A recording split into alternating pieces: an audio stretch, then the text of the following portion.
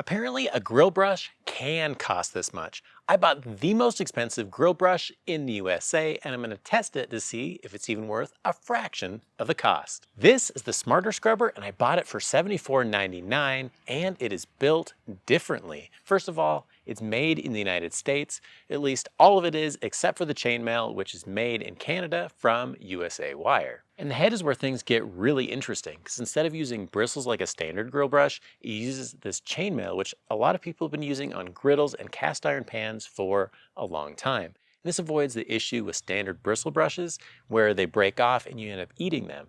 And that problem sends over 100 people in the United States to the emergency room every single year. But I personally think that that particular problem is a bit overstated and likely caused by people using grill brushes that are very inexpensive and used well beyond their useful lifetime. But I can understand why people would want to be careful and want to try things like these.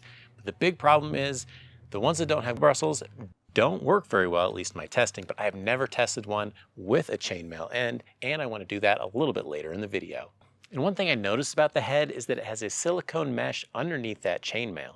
The most likely reason is because it gives it a little bit of form and shape, but more importantly, it allows it to form just a little bit so that way it'll adapt to the shape of your grill grates and give a better clean. My only concern with this silicone is that if it gets really hot, maybe it'll melt. So I was going to use it on a cold grill, even though I couldn't find anything on their site that said if you should use it on a cold grill or a hot grill. But the missus said that I should just use it like a regular grill brush and test it out, so that way you guys could find out if I was able to melt it or not. And this head is removable and replaceable for only $59.99, so I figured why not? I'm going to do that test as well. And the build quality of the Smarter Scrubber just screams heavy duty. A lot of cheap grill brushes will bend or flex a little bit as you're pushing on the grill, but this is not going to happen with the Smarter Scrubber. It's also longer than your average grill brush as well. The length covers the entire width of a 22-inch Weber kettle. Frankly, those short grill brushes don't do it for me because this keeps your hand away from the fire by having that extra length. The one drawback of the Smarter Scrubber is the shape of the handle, and some early reviewers said that this end could have some rough or sharp bits on it, but that wasn't the case. They must have improved their manufacturing process because that didn't happen with the one that I bought. The issue is that the handle isn't round, and to make matters worse, one of the sides comes to a slight point. It's because it's tilted slightly outwards. That means it's not as comfortable as it could be when you're using it on the grill, but that's the only drawback that I've seen and something that they could fix in the future. And while the design is great, the most important thing is how it cleans your grill, because if it doesn't do that, it's not worth $2, let alone $75, so let's jump into that test. To start off, I made some gochujang chicken thighs, and that recipe called for more sugar than you really should put in a marinade that's destined for the grill, because that meant that some of it burned on the food and made a big mess of the grill grates. My grill is set up with stainless steel bars on one side and cast iron on the other, so that way we can test both of the main types of grill grates and see how it cleans. And to be clear, this isn't the kind of review video where you take it out of the box and use it just one time.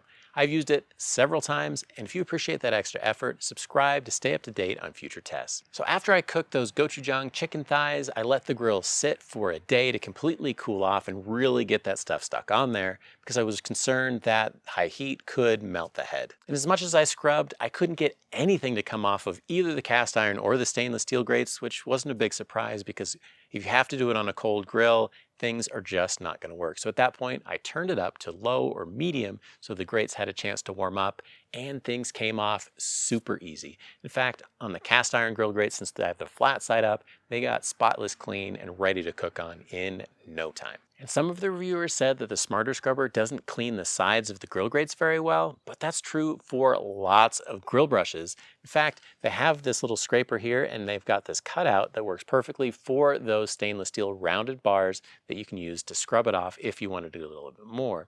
But you can also take the Smarter Scrubber and just tilt it to the side, and you'll be able to get into some of those nooks and crannies as well.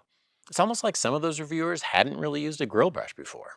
After the first and subsequent test, I removed the head to be able to clean it, and I was going to put it in the dishwasher, but I saw that some people just took hot water and blasted the head with that in their normal kitchen sink. And I did that, and it came off perfectly clean, super easy to do, and that's something that I have never done with a grill brush before. And the next big test was to see if I could melt the head on the Smarter Scrubber by using it like I normally would, which is when you're done with a cook, you turn the burners up, that way it burns everything off, and then you scrub it down and it comes off pretty clean.